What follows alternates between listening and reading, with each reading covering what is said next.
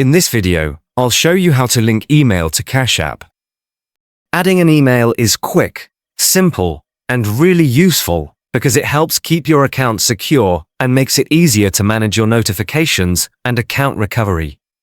First, open your Cash App and tap on the profile icon in the top right corner of the screen. From here, scroll down to the Personal section where all your account details like your name, phone number, and current email are listed. Next, scroll down until you see the Email section. If you already have an email linked, you'll see it displayed here. To add a new one, simply tap on Add Email Address, which appears just below your current email.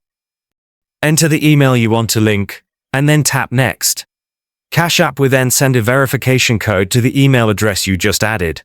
Open your email app, check for the message from Cash App, and find the small digit code inside the email.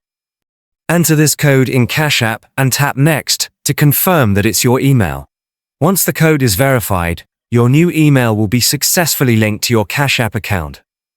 This makes it easier to manage notifications, recover your account if needed, and keep your account information accurate and up to date. And that's it.